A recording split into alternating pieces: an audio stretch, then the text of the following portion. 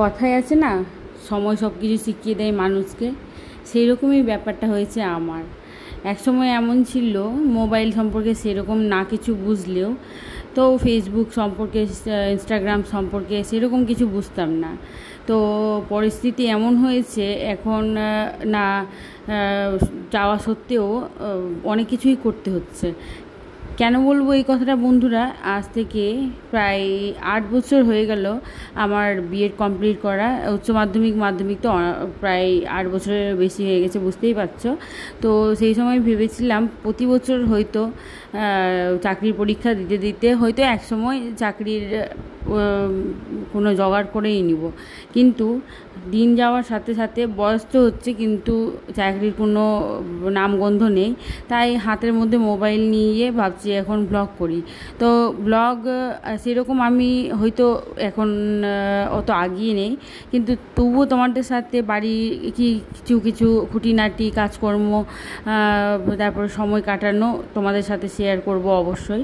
যেমন দেখো, এখনই আমি কথা বলতে বলতেই তোমাদের সাথে সময়টা অনেকটাই চলে গেল। আর সকাল সকাল প্রায় এই সময়টা 7টা সাড়ে 7টা বাজে। আমি অনেকক্ষণ আগেই উঠেছি, এই দুটো বাচ্চা আছে যেহেতু, তাদেরকে একটু ব্রাশ টাশ করিয়ে এখন আমি ঝাঁটটার দিয়ে দিচ্ছি। তারপরে আমার একটা 3 মাসের মেয়ে আছে, তাকে দোলনায় একটু ঘুম পাড়িয়ে দিয়েছি। আর আমি ঝাঁট দিয়ে এখন ডাইনিংটাকে পরিষ্কার করে দিচ্ছি। ডাইনিংটাকে পরিষ্কার করার পর আমি সোজা কিছু না কিছু কাজ খুঁটিনাটি করে নিই। তারপরে এইভাবেই আমার সময়টা কেটে যায়। তো তোমরাও দেখতে থাকো। আর আমি সোফার নিচটা প্রতিদিনই ঝাড় দিই, এই কারণে যে অনেক সময় অনেক নোংরা, অনেক কিছুই প্রয়োজনীয় জিনিসও আর অপ্রয়োজনীয় জিনিসও সেখানে ঢুকে থাকে, যেগুলো ঝাঁট দেওয়ার মাধ্যমেই বিক্রিও করে নিই।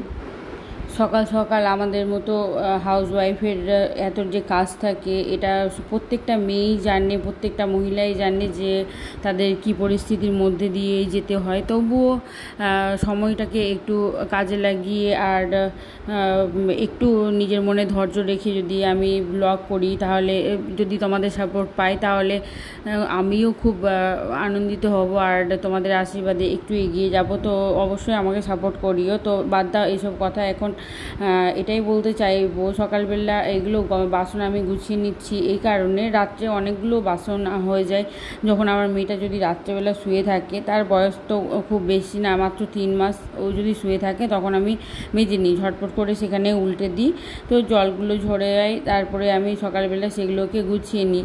আর চামচগুলোকে একটা বাস্কেটের মধ্যে রেখে দিচ্ছি, আর বড় বড় জিনিসগুলোকে একটা গামলা আছে সেখানে রেখে দিচ্ছি। আর প্রয়োজনীয় জিনিসগুলোকে যেগুলো ঝুড়িগুলো আছে আমার কাছে, ওটাতে সাজিয়ে দিই। আর এইভাবে সাজিয়ে গুছিয়েই প্রতিটা মেয়েকেই ভালো লাগে কাজ করা। তো আমিও সেইভাবেই করে নিই। আর আমি এগুলো তোমাদের সাথে এই জন্যই শেয়ার করছি বন্ধুরা, যে প্রত্যেকটা মেয়ের বা প্রত্যেকটা বাড়ির মানে সবার কাজ করার ধরনটা অনেকটা আলাদা। তবে অনেক কিছু আমরা এমন অন্য কাউকে দেখে শিখতে পারি, যেগুলো আমরা খুব মনে হয় আমাদের যে সেটা মানে কাজের। তাই আমরা সেই সব জিনিসকে একটু দেখে দেখে শেখার জন্যই এই ব্লগগুলোকে ফলো করে থাকি। তবে এখন আমি কয়েকটা রুটি করে নিচ্ছি, কেননা আমার হাজব্যান্ড সেগুলোকে নিয়ে যাবে। প্যাকেটের মধ্যে বিস্কিট ছিল আগের দিনের আনা, তাই বিস্কিটগুলোকে কৌটার মধ্যে রেখে নিলাম। আর সাথে সাথেই করে দিলাম বর আর ছেলের জন্য। বরের জন্য করেছি ইনসিওর, আর ছেলে আমার কমপ্লেন খায়, তো তাদের দুজনের জন্য করে নিয়েছি। আর যদি তোমরা ভাবো বন্ধুরা যে হ্যাঁ তুমি কেন নিলে না, তাহলে অবশ্যই আমি নিই, হরলিক্স আমি খাই, কিন্তু এখন আপাতত ওটা ফুরিয়ে গেছে, আনা হয়নি, তাই আর দেখানো হলো না। তো বিস্কিট দিয়ে দিই, আর সেই কমপ্লেন খেয়ে নেই। কখনো কখনো ব্রেড থাকে, ব্রেডটাকে একটু হালকা সেঁকে দিই, বাচ্চাটা খেয়ে নেয়। তো হ্যাঁ বন্ধুরা, এবার দেখতে পাচ্ছ তোমরা যে একদম স্লোলি এত একটা ঘ্যামা চা তৈরি হচ্ছে। এটা চাটা কার জন্য হচ্ছে বলো তো? চাটা কিন্তু আমার জন্য, কেননা আমি চা খাওয়া এত পছন্দ করি, মানে সকালবেলা উঠে চা না হলে চলবে না। সকাল আর বিকাল আমার চাটা অবশ্যই দরকার। আর আমি আদার্স টাইমে খাই না খাই কিন্তু সকাল আর সন্ধ্যার চাটা অবশ্যই আমারও দরকার।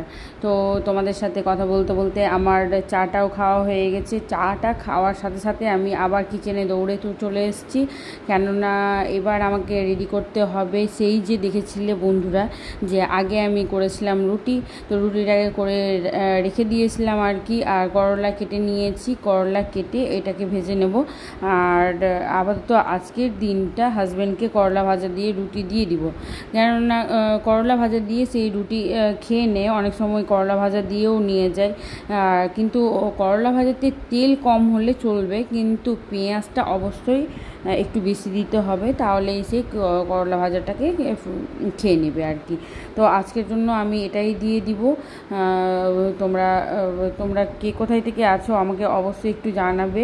পেঁয়াজটাকে আমি একটু ভাজা ভাজা করে নিচ্ছি, ভাজার পরে তার মধ্যে করলা দিয়ে দিলাম। করলা ভাজা করতে মোটামুটি সবাই জানো, তবুও একটু বলে দিচ্ছি যে যদি করতে হয় তাহলে একটু অল্প পরিমাণে যদি জল ওর মধ্যে অ্যাড করা যায় করলা ভাজার মধ্যে, তাহলে করলা ভাজাটা খেতে খুব স্মুথ আর মানে ভালো লাগে আর কি খেতে। একটু জলের পরিমাণটা দিয়ে ঢেকে দিয়ে তোমরা এটাকে করবে। আমি জল অ্যাড করেছিলাম, যদিও এখানে দেখানো হয়নি। তো যাই হোক, তারপরেই করলা ভাজাটাকে সেখানে ছেড়ে দিয়ে আমি নিজের বেডরুমে চলে এসেছি, কেননা তখন থেকে মাথায় ঘুরছিল। বেডরুমটা আমার এখনও পরিষ্কার করা হয়নি মানে দেখেছো বন্ধুরা, ঝাঁটা আমি কমপ্লিট করে দিয়েছি, কিন্তু ছেলে তখন বিছানায় যেহেতু ঘুমিয়েছিল, বিছানাটাকে গোছানো হয়নি। তো এই গোছানোটাই সব মেয়ের একটা সবথেকে বড় কাজ, কিন্তু ও বেডরুম যদি অগোছালো থাকে কেউ ওটা সেরকমভাবে মেনে নিতে পারে না। তাই চলে আসি আমরা বেডরুমটাকে গোছাতে। তো আমি এরকম করে বেডরুমটাকে ফটাফট করে গুছিয়ে নিলাম। গুছিয়ে নিয়ে তোমরা দেখতেই পাচ্ছ সামনে অনেক বড়টা একটা জানলা আছে। কখনো কখনো ওই জানলাটা আমার পূর্ব দিকের আকাশের দিকে মানে জানলাটা আসে, খুব সুন্দর রৌদ্রের সময় রৌদ্র আসে আর কি। কিন্তু আজকের দিনটাই একটু বৃষ্টি হচ্ছিলো, শুরুতে ভিডিওতে লক্ষ্য করে হবে তোমরা, একটু বৃষ্টি হচ্ছিলো, তাই জানলাটা সম্পূর্ণ খুলিনি, কিন্তু তবুও অল্প পরিমাণে খুলে ওখান থেকে আলো বাতাস আসে, আমার খুব ভালো লাগে। তো বিছানাটাকে এইভাবে আমি গুছিয়ে নিয়েছি, আর গুছিয়ে নিয়ে আমি এখান থেকে এবার চলে যাই করলা ভাজাটাকে দেখতে। করলা ভাজাটা মোটামুটি হয়েই গেছে, এই যে স্মুথ হয়েছে। একটু জল অ্যাড করেছিলাম আমি, তোমাদের দেখানো সেটা স্কিপ হয়ে গেছে। আচ্ছা ঠিক আছে, তাহলে এই যে এবার আমি সাথে সাথে যখন আমি আসি রুমে, তখন দেখি আমার ছেলেটা নিজের বই খাতা নিয়ে ব্যস্ত আছে। আমি ওকে জিজ্ঞাসা করি কি ব্যাপার, কি হয়েছে, তখন ও বললে মা দেখো আমার হ্যান্ড রাইটিংটা কেমন হয়েছে। তো আমিও বলি বাহ খুব সুন্দর হয়েছে, বা এই খুব সুন্দর হয়েছে বন্ধুরা। এই জন্যই বাচ্চাকে বলি আমি যে সবারই বলা উচিত, ওরা একটু উৎসাহ পায়, কেননা বাচ্চার মন তো বাজে হলেও একটু যদি বলা যায় কি হ্যাঁ ভালো হয়েছে, তো ওরা মানে একটু আনন্দ পায়, আর তো বাচ্চার পড়াশোনার উৎসাহটাও একটু বেড়ে যায়। আর এখানে আমি মিক্সিতে দিয়ে দিয়েছি বাড়িতে জমানো দই, আর প্রতিদিন প্রায় একটু এই সময় এতটাই গরম পড়েছে যে দইটাকে জমিয়ে নিই, আর কোনো সময় ঘোল করে, বা কোনো সময় ভাতের সাথে, বা কোনো সময় চিড়ের সাথে, বা কখনো এমনিও আমরা খেয়ে নিই। আর এই ঘোল করার পর আমি আর আমার হাজব্যান্ড একটু একটু করে খেয়ে নেব। তো আজকে দইটা খুব বেশি ছিল না, তো যেটুকু হয়েছে দুজন মিলেই খেয়ে নিয়েছি। আর তো এই সকালের এইটুকুই ভ্লগ আপাতত শেয়ার করলাম বন্ধুরা। ভালো লাগলে অবশ্যই লাইক, কমেন্ট আর শেয়ার করবে, আর একটু সাপোর্ট করবে, পাশে থাকবে। তবে এখনকার জন্য টাটা বন্ধুরা।